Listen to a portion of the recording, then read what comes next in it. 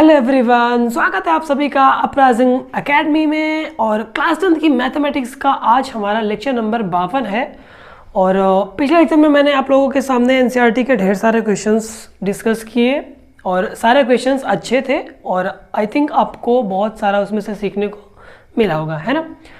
तो हम लोगों ने जब से समांतर श्रेणी स्टार्ट करी, हमने उसके नेचर के बारे में पढ़ा, समांतर श्रेणी कैसी होती है, उसमें क्या क्या चीज़ें इंपॉर्टेंट हैं, है ना। प्रथम पद, सर्वांतर, आखिरी पद और जनरल पद, है ना, ये सब हम लोगों ने देखा। उसके बाद अब हम लोग समांतर श्रेणी के बारे में एक और चीज़ पढ़ने वाले हैं। हमने ये तो पढ़ लिया कि समांतर श्रेणी के जो टर्म्स होते हैं वो कैसे दिखते हैं। एक टर्म पता चल गया तो उसके आगे वाला टर्म कैसे आएगा, फिर उसके आगे वाला, फिर उसके आगे वाला, है ना। सर्वांतर को जोड़ते जाएंगे, ये सब अब हम लोग देखने वाले हैं कि समांतर श्रेणी को आखिर हम लोग जोड़ेंगे तो हमारे पास फॉर्मूला क्या मिलेगा, है ना। हमारे पास कोई समांतर श्रेणी दी हुई है, हमें उसके बहुत सारे पद पता है, हमें उसके सारे पद पता है। अब हमें इस समांतर श्रेणी को जोड़ना है, तो इसके लिए अपने पास एक फॉर्मूला निकल कर आएगा जिसका इस्तेमाल करके आप सीखेंगे कि कैसे हम लोग किसी समांतर श्रेणी के पदों को जोड़ते हैं। और इस फॉर्मूले का बहुत ही एग्जाम्पल है, बहुत ज़्यादा इसका एप्लीकेशन है। आप लोग किसी भी फील्ड में इसको जहाँ पे ज़रूरत पड़ेगी नंबर्स को जोड़ने की अप्लाई कर सकते हैं, है ना। तो मैं विदाउट एनी टाइम वेस्ट सीधे चलता हूँ अपने नेक्स्ट टॉपिक पे, जिसका नाम है एपी के इन पदों का योग, sum of n terms of AP, है ना। अब हम लोग ये पढ़ने वाले हैं। चलो, तो फॉर्मूला वही हम लोग डिराइव करेंगे अपने दम पर।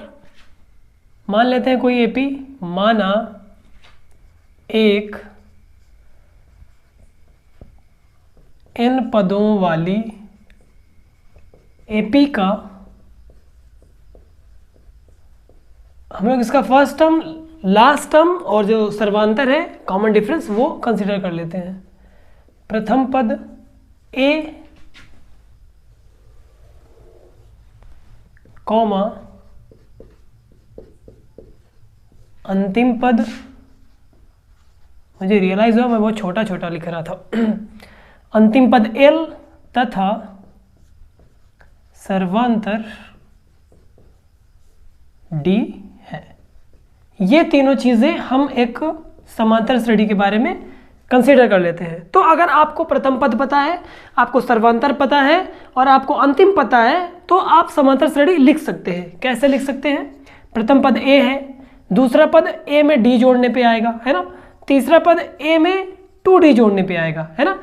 a प्लस डी में एक बार और d जोड़ दोगे तो 2d हो जाएगा। इसी तरह a प्लस 3d, और ये चलते चला जाएगा क्योंकि श्रेणी में n पद है ना। तो जो सबसे आखिरी वाला पद होगा वो nवां पद होगा। तो सबसे आखिरी वाला पद कैसे होगा? a plus n minus 1d, और ये हमने किसके बराबर लिया है? l के बराबर, है ना। आपको यहाँ तक पता चल गया कि आपने अगर a ले लिया, d ले लिया, l लिया, तो समांतर श्रेणी कैसे लिखते हैं, है ना। अब हमें इस श्रेणी को जोड़ना है। चलो, तो n पदों का योगफल, मान लो हम लोग इसे Sn से रिप्रेजेंट कर रहे हैं, समांतर श्रेणी के n पदों का योगफल Sn। तो पहला पद ये है, दूसरा पद ये है, बीच में प्लस बनाते जा रहा हूँ, ठीक। तीसरा पद क्या है? a plus 2d। इसी तरह जोड़ते चले जाएंगे और सबसे लास्ट वाला पद क्या है? l, है ना। ये टोटल कितने पद हैं? n पद हैं, है ना। अब इसको हम लोग मान लेते हैं इक्वेशन नंबर 1। अब हम लोग ये जो चीज़ लिखी हुई है, इसी में l को पहले लिख देंगे, a को बाद में। हम इक्वल साइन के अपोजिट वाले डाटा को पलट के लिख देंगे। कैसे? समीकरण 1 के RHS को विपरीत करके लिखने पर LHS तो ऐसे ही रहेगा Sn, RHS में सारी चीज़ें पलट जाएंगी। L सबसे पहले आ जाएगा, उसके बाद L माइनस डी रहेगा, है ना। फिर L माइनस 2d, ऐसे होते चले जाएगा और सबसे आखिर में क्या पहुंच जाएगा? A, है ना। इतना आपको समझ आ गया कि मैंने कैसे किया। अब इसको इक्वेशन नंबर 2 नाम दे देते हैं। हम लोग क्या करने वाले हैं यहाँ पे, इक्वेशन नंबर 1 और इक्वेशन नंबर 2 को जोड़ देंगे। जोड़ने से एक जादू हो जाएगा, देखना आप लोग, एक मैजिक टाइप यहाँ होने वाला है। समीकरण 1 व 2 को जोड़ने पर, जोड़ने के लिए मैं इधर कर देता हूँ, नीचे झुकना बहुत पड़ता है। ये समीकरण 1 है, Sn बराबर a प्लस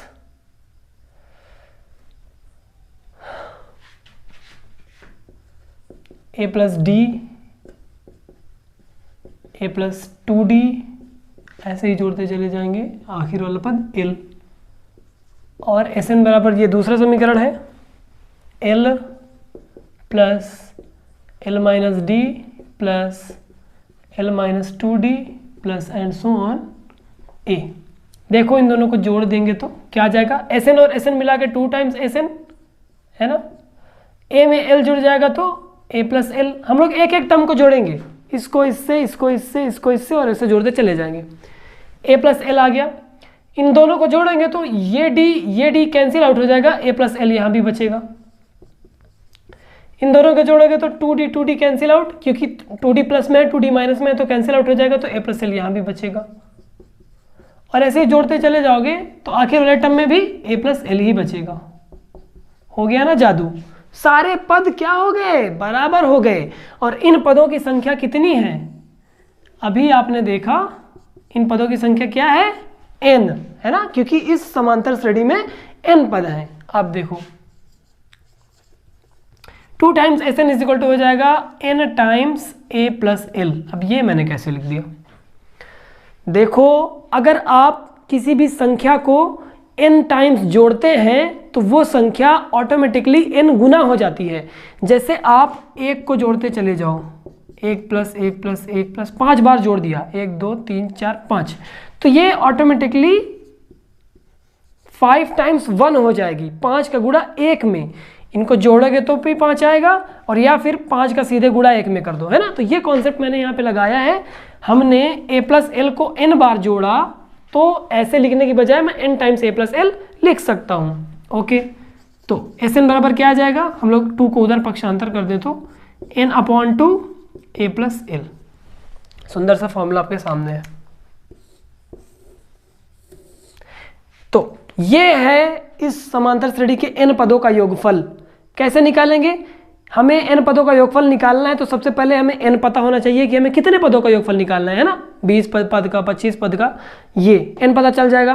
पहला पद पता हो या लास्ट पद पता हो, अंतिम वाला, तो हम लोग निकाल सकते हैं आराम से।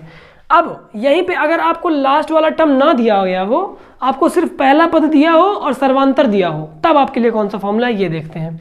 देखो हमने l बराबर क्या यहाँ पे लिया था, a plus n minus 1 into D ना, तो पुट कर देते हैं Sn is equal to n/2, ऐसे ही रहेगा, a भी ऐसे रहेगा। l की जगह हम लोग a plus n minus 1 into d put कर देंगे, a plus n minus 1 into d. तो ये क्या बन गया formula, Sn is equal to n/2, a और a मिला के 2a हो गया, plus n minus 1 into d. लो भाई ये 8 और फॉर्मूला आ गया आपके पास। अगर आपको आखिर वाला टर्म दिया हुआ है तो आप इसको लगाइए, अगर आपको प्रथम पद दिया और सर्वांतर दिया है तो आप इसको लगाइए, है ना। दोनों फॉर्मूले बहुत ही इंपॉर्टेंट हैं और बहुत ही आसान इनका प्रयोग करना है। ओके, अब हम लोग सम की बात हो गई है तो चलते हैं कुछ एग्जांपल्स कर लेते हैं और इन फॉर्मूलों का मैकेनिज्म समझते हैं कि कैसे अप्लाई करना है और कितने ज़रूरी हैं। एग्जाम्पल नंबर 1 देखते हैं हम लोग, एक एपी के प्रथम 25 पदों का योगफल ज्ञात करना है। एपी दी हुई है सिंपल सी, इसमें हमें पूछ रहा है कि इस एपी में शुरू के 25 पदों का जोड़ योग क्या होगा। चलो करते हैं इसको सॉल्व। तो देखो यहाँ पे ए क्या है, प्रथम पद 2 है ना, सर्वांतर कितना है घटा के देख लो, 7 में से 2 गए 5 आएगा, 12 में 7 गए 5, 7 में से 12 गए 5, तो 5 ही आ रहा है। ए 2 है, सर्वांतर 5 है, और प्रथम 25 पदों का मतलब n बराबर क्या है 25। हमें प्रथम पद दिया है, a दिया है, d दिया है, n दिया है, a d n। हम ये वाला सूत्र लगाएंगे, सेकंड वाला आराम से निकल आएगा, है ना। अतः प्रथम 25 पदों का जो योगफल है वो क्या होगा, S25 है ना। ये 25/2 A plus 25 minus 1 into D, यहाँ पे 2A रहेगा। ये हमारा सूत्र बन जाएगा। हमने n की जगह हर जगह 25 रख दिया है। चलो, तो S25 इज इक्वल टू 25/2, ए की वैल्यू कितनी है, 2 है ना, तो 2 इंटू 2 प्लस 25 में से 1 चले जाएगा 24, और डी की वैल्यू कितनी है 5। ये हो जाएगा 25/2, 2 2 ज़ा 4 प्लस 24 पंचे कितना होता है, 5 को 20 की 0, हासिल आए 2, 5 दूनी 10 2 12, 120। तो 25/2 गुणे 120 में 4 जोड़ोगे तो 124 आ जाएगा। 2 से इसको आधा कर दो, 62, तो 25 मल्टीप्लाइड बाई 62 ये अपना आंसर होने वाला है। हम लोग मल्टीप्लाई करके देख लेते हैं तुरंत, ऐसे ही कर लेते हैं। चलो 25 2 ज़ा 50 होगा, कैरी 5, और 25 6 जा 150, 155, ये आपका आ गया आंसर। ऐसे निकालना है, S25 इज इक्वल टू 1550।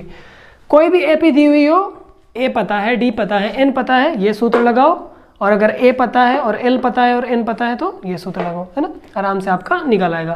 तो इस वाले फॉर्मूले का तो आपने देख लिया। अब मैं इस वाले फॉर्मूले से रिलेटेड भी एक क्वेश्चन करा दूं तो फिर हम लोग आगे बढ़ते हैं। सेकंड एग्जांपल देखो, क्या कह रहा है कि निम्नलिखित AP का योग ज्ञात कीजिए। अपने पास जो AP दी हुई है वो है इस तरह 7, 10.5, 14, फिर इसके बाद कुछ नंबर होगा, और फिर लास्ट वाला जो इसका पद है वो 85 है।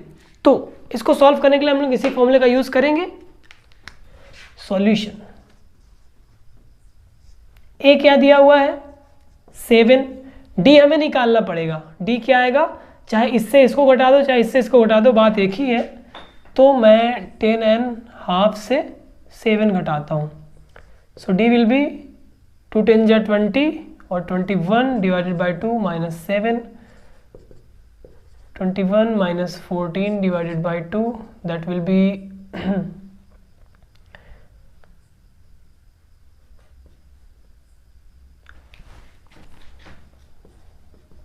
3.5, चाहे 3.5 बोलो चाहे 7.5 लिखो, 7.5 ही लिखते हैं, ज़्यादा सही रहेगा। सो डी विल बी 7.5, मतलब 3.5 रुपये कह रहा हूँ, 3.5 इसका सर्वांतर है। आखिर पद क्या दिया हुआ है, L बराबर 85। तो हमें अगर इसका यूज़ करना है तो हमें 3 चीज़ें पता होनी चाहिए। कितने पद हैं श्रेणी में, पहली चीज़, दूसरी चीज़ प्रथम पद, और तीसरी चीज़ अंतिम पद। हमें प्रथम पद अंतिम पद पता है, लेकिन हमें ये नहीं पता है कि श्रेणी में कितने पद हैं। वैसे सर्वांतर निकालने की ज़रूरत हाँ खैर थी, चलो हमें श्रेणी में कितने पद हैं ये नहीं पता है, लेकिन हमें अंतिम पद पता है। तो हम लोग अंतिम पद के सूत्र लगा देंगे। वो क्या होता है, an is equal to a plus n minus 1 into D. ये वाले सूत्र को लगाने पर हमें n बराबर पता चल जाएगा, है ना। तो ये l को हम लोग मान लेते हैं an के बराबर में, तब हमें क्या पता चलेगा, an बराबर a plus n minus 1 into D is equal to 85, है ना। अब अपना a क्या है 7, प्लस n हमें नहीं पता है, d क्या है 7/2 इक्वल्स 85, है ना। मैं इस बोर्ड को डिवाइड करूँगा, या तो फिर उसको मिटाना पड़ेगा, देखते हैं। 7 को उधर ले जाओ तो n minus 1 multiplied by 7/2 equals 85 में से 7 चले जाएगा तो 77 बचेगा। Okay, so n minus 1 equals 77 multiplied by 2 divided by 7, ये उधर जाएगा तो 2 ऊपर 7 नीचे, 7 वन 7, 7 11 टाइम्स, तो n बराबर हो जाएगा 11 दूनी 22 और plus 1, that means n is equal to 23। ये जो आपकी श्रेणी दी हुई है इसमें कुल कितने पद हैं 23। अब हम लोग ये सूत्र लगा सकते हैं। तो दी गई AP का योगफल क्या रहेगा, SN बराबर सूत्र क्या होता है n/2 ए प्लस एल, है ना। ओके, एन की वैल्यू क्या रहेगी हमें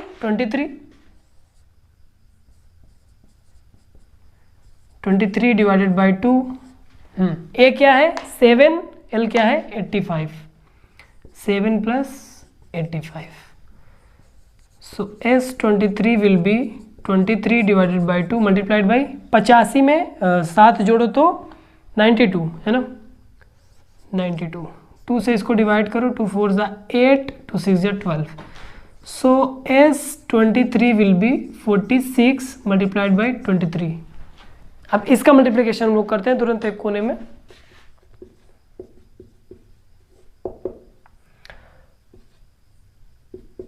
मल्टीप्लाइड बाई 2 6 ज़ा 12, 2 6 ज़ा 12 कैरी 1, 2 4 ज़ा 8, 9 6 5 10 56। आंसर आ गया। बस आपको अगर मेथड पता है तो कैलकुलेशन में अगर मिस्टेक नहीं होगी तो एक बार भी आपका क्वेश्चन गलत नहीं हो सकता। बस आपको प्रथम पद पता है, आपको अंतिम पद पता है, आप सर्वांतर निकालिए और उसकी मदद से आप लोग n निकालिए, है ना। A n is equal to last term रख के n निकाल लीजिए, और n अगर पता चल गया तो ये वाला फॉर्मूला लगा के आराम से हम लोग निकाल सकते हैं। इस वाले फॉर्मूले में ज़्यादा कैलकुलेशन है, लेकिन वो कैलकुलेशन कहाँ पे मैनेज हो जाती है, ये कैलकुलेशन हमें नहीं करनी पड़ती है। हमें लास्ट टर्म की मदद से n नहीं निकालना पड़ता है, हम लोग सीधे जितने पदों का योग पूछ रहा है वो हम कर सकते हैं, है ना। तो एक ही टाइप का ये क्वेश्चन हो गया। अब अगर आपको किसी भी समांतर श्रेणी में पदों का योग दिया हुआ है तो उससे आप उस समांतर श्रेणी के पद भी निकाल सकते हैं। मान लो आपको कोई समांतर श्रेणी का सिर्फ ये दिया गया कि इस श्रेणी के 4 पदों का योग इतना है और 5 पदों का योग इतना है, और आपको समांतर श्रेणी नहीं दी हुई है, तो आप केवल इस पदों का योग को यूज़ करके आप उस श्रेणी के पद निकाल सकते हैं, उस श्रेणी के टर्म्स कैलकुलेट कर सकते हैं। कैसे कर सकते हैं मैं एक डेमोन्स्ट्रेट कर देता हूँ आपको, और फिर एक नोट के तौर पे आपको ये मैं लिखवा देता हूँ। ओके, नोट आपकी क्या है, यदि किसी एपी के प्रथम n पदों का योगफल Sn है और प्रथम n-1 पदों का योगफल Sn-1 है, तो एपी का nवां पद निम्न विधि से ज्ञात किया जाएगा। वो विधि क्या है मैं आपको बताने वाला हूं। चलो मान लेते हैं हम लोग कोई एपी, माना एपी T1 T2 न लगे A1 A2 लेते हैं, क्योंकि T1 T2 काफ़ी पुराना हो गया है और हम लोग हमेशा से जब भी किसी एपी को लिखना है तो A1 A2 से ही लिखते हैं। A1 A2 A3 और ऐसे करके आपके पास एक एपी है, यहाँ पे nवां पद रहेगा और ये ऐसे चली जाएगी। आपसे कह रहा है कि प्रथम n पदों का योगफल Sn है ना। तो Sn बराबर क्या होगा, प्रथम n पदों का योगफल 1 से लेके n तक, है ना। A1 plus A2 plus A3 plus and so on plus An, equation number 1। और प्रथम n-1 पदों का योगफल Sn-1 है, तो Sn-1 क्या होगा, A1 plus A2 plus A3, ये चलते चला जाएगा और जाके An-1 पर रुक जाएगा। यहाँ पे भी An-1 रहेगा ना। ओके, ऐसे n पदों का योगफल है, ऐसे n-1 पदों का योगफल है। अब अगर हम इन दोनों समीकरणों को घटा दें तो देखो ये माइनस ये माइनस ये माइनस ये माइनस, सारे चिन्ह माइनस हो जाएंगे। A1 से A1 कैंसिल, A2 से A2 कैंसिल, A3 से A3 कैंसिल, An-1 से An-1 कैंसिल। तो अपने पास रिजल्ट क्या आया, Sn माइनस Sn-1 इक्वल्स सिर्फ और सिर्फ क्या बचा, An। और An क्या है, nवां पद है ना। अगर किसी भी एपी का nवां पद निकालना हो और ये दो सम दिए हुए हो तो आप लोग इन दोनों को आपस में घटा दीजिए, nवां पद अपने आप निकल आएगा। ओके, तो ये हमारे पास एक फॉर्मूला मिल गया, इसको याद कर लीजिए और जहाँ भी आपको लगे कि इसका यूज़ करके हमें nवां पद निकालना है तो आराम से आप लोग इसका इस्तेमाल कर सकते हैं। अब मैं कुछ और क्वेश्चंस उठाता हूँ जो थोड़े से टफ हैं और इन सारे कॉन्सेप्ट का जो अभी तक हमने सीखा इस लेक्चर में इस्तेमाल करना है उन्हें करने में। तो मैं 2-3 एग्जाम्पल्स करवा देता हूँ इस लेक्चर में, फिर उसके बाद हम लोग नेक्स्ट लेक्चर में मुलाकात। 2 एग्जाम्पल बोर्ड पे आपको दिख रहे हैं, चलो बारी बारी से इनको देखते हैं। पहला है एपी, एक एपी दी हुई है कि कितने पदों का योग 636 है। इस बार हमें योग पहले से दे दिया गया है और हमें पूछ रहा है कि ये योग कितने पदों का निकाला गया है। चलो करते हैं इसको सॉल्यूशन। क्या दिया है, एपी एक दी हुई है ना, 9, 17, 25 एंड सो ऑन। तो यहाँ पे ए बराबर कितना आएगा 9 और डी बराबर 17 minus 9 that will be 8, 25 minus 17 ये भी 8 होगा। तो ए बराबर 9 दे दिया गया और डी बराबर 8 और कितने पदों का योग 636 है। तो माना n पदों का योग 636 है ना,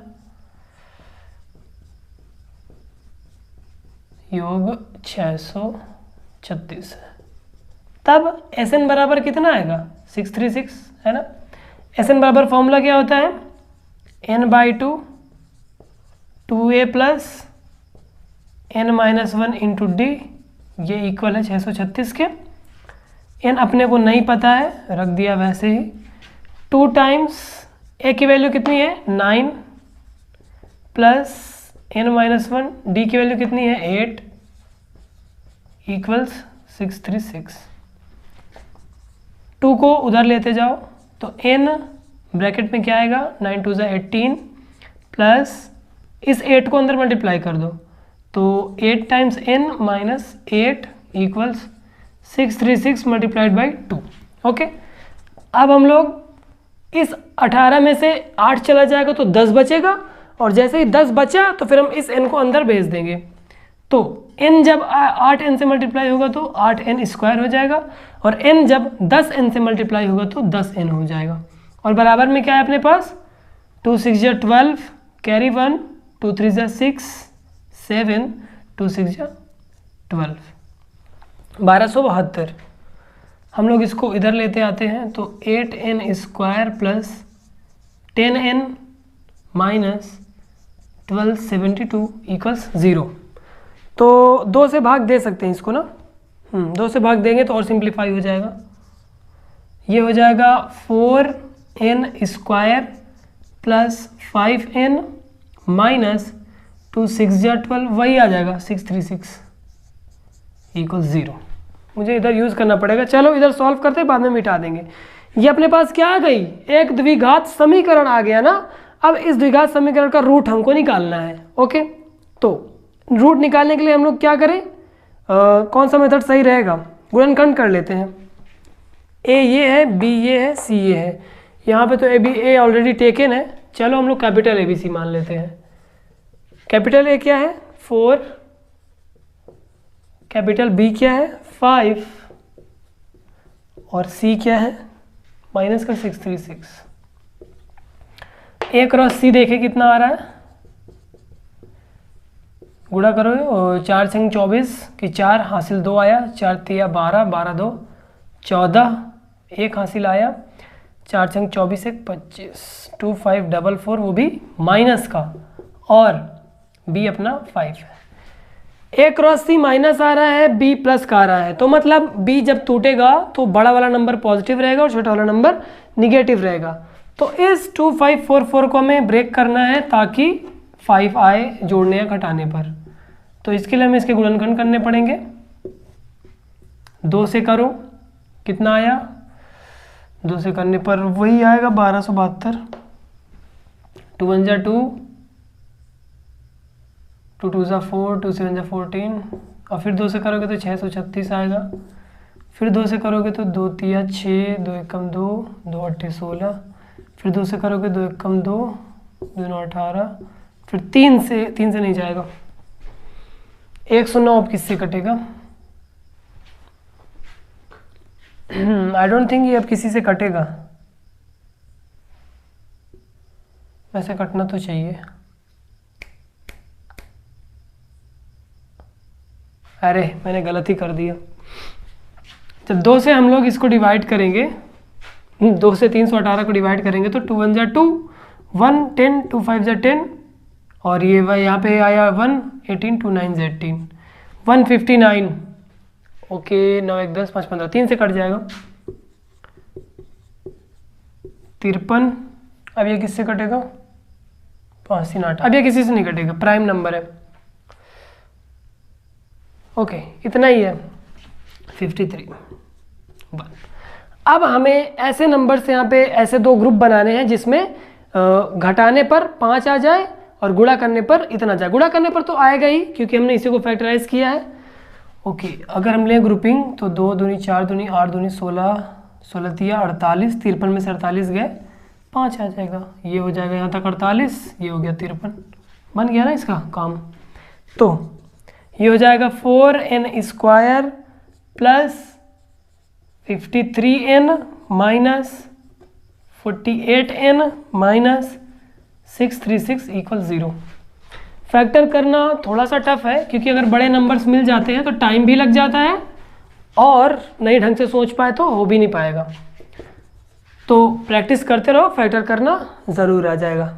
अब हम लोग यहाँ पे n कॉमन लिए तो क्या आया 4n प्लस 53, यहाँ पे माइनस कितना कॉमन आएगा 12, 4n प्लस 53 इक्वल्स 0। एक ब्रैकेट में 4n प्लस 53 और दूसरे ब्रैकेट में n माइनस 12 इक्वल 0। तो यहाँ से हमें n बराबर 1 आएगा 12 एंड यहाँ से आएगा n बराबर माइनस का 53/4 जो कि नहीं ले सकते है ना, क्योंकि जो n है वो पदों की संख्या है। अब ये तो एक इंटीजर ही होगी ना, एक पूर्णांक होगी। पूर्णांक क्या एक नेचुरल नंबर होगी। आप किसी चीज़ को गिनोगे तो उसको फ्रैक्शन में तो नहीं गिन सकते ना, 1 2 3 4 ऐसे गिनोगे तो एक पूर्ण संख्या रहेगी, ये वाली नहीं ले सकते। तो n बराबर 12 आ गया। अतः ये जो 636 है ये इस श्रेणी के कितने पदों का योग है? 12 पदों का योग है ना। अतः 636 AP के 12 पदों का योग है। हो गया सॉल्व, है ना। अब हम लोग चलते हैं इस वाले क्वेश्चन पे, तो मैं इसको मिटा दूं। ओके एग्जाम्पल नंबर 4 देखते हैं इस एग्जाम्पल को क्या कह रहा है। 100 और 200 के बीच की सभी विषम संख्याओं का योग ज्ञात कीजिए। तो 100 एक इवन नंबर है, 200 भी एक इवन नंबर है, लेकिन हमें जो फाइंड करना है इसका सम ऑड नंबर्स का फाइंड करना है। तो हम लोग बना लेते हैं एपी जो 100 से लेकर 200 के बीच में रहेगी और उसमें सारे ऑड नंबर्स आएंगे, है ना। तो 100 से 200 के बीच विषम संख्याओं की अरिथमेटिक प्रोग्रेशन क्या आएगा? 101 से चालू होगा ना, फिर उसके बाद 103, फिर 105, सारे ऑड नंबर्स लेने बढ़ते चले जाएगा। कहाँ तक जाएगा? 199 तक, है ना, क्योंकि 200 के हमें अंदर रहना है। तो इस श्रेणी बन गई ना एक, देखो हर बार 2 की बढ़ोतरी हो रही है। तो इसका प्रथम पद क्या आ गया? 101, डी क्या आ गया? 2, और अंतिम पद क्या आ गया? 199। अब आपके पास 2 मेथड है, या तो आप Sn is equal to n/2 a plus l लगा दो, या तो Sn is equal to n/2 2a plus n-1 into D लगा दो। ओके, तो हमें n भी नहीं पता है तो हम वही पहले लगाते हैं। an बराबर ये रख देंगे तो हमें n पता चल जाएगा, है ना। जैसे n पता चल गया हम a प्लस l/2 वाला फॉर्मूला लगा देंगे। ओके, AP का अंतिम पद an है ना, ये किसके बराबर है? 199 के बराबर। तो an इज इक्वल टू क्या होता है? a plus n-1 into D is equal to 199। हमें ये बोर्ड भी यूज़ करना पड़ेगा। चलो, a बराबर 101 प्लस n-1, डी अपना 2 है, बराबर 199। 101 को उधर ले जाएंगे, 199 में से 101 चले जाएगा तो 98 बचेगा। So n-1 2 is equal to 98, n-1 is equal to 98 divided by 2 that means 49। तो n बराबर 50 आ गया। हमें 101 से 100 से 200 के बीच में कितनी ऑड नंबर्स मिली? 50 ऑड नंबर्स मिली। तो अब हम लोग निकाल लेते हैं 100 से 200 के बीच विषम संख्याओं का योग। कैसे निकालोगे? S 50 रहेगा ना, क्योंकि 50 नंबर है, और n/2 that means 50/2 a plus L. a अपना है 101, l है 199, 101 प्लस 199, 50/2 25 हो जाएगा। 101 में 199 जोड़ोगे तो 300 हो जाएगा। इसका गुणा कर दो तो 7500। आ गया आंसर एकदम आसान से, इसका जरूरत नहीं पड़ा इधर बोर्ड का। 100 से 200 के बीच में जितने भी विषम संख्याएं हैं उनको जोड़ने पर आपको 7500 आंसर आने वाला है। तो इस लेक्चर को अब मैं यहीं पे ख़त्म करता हूँ।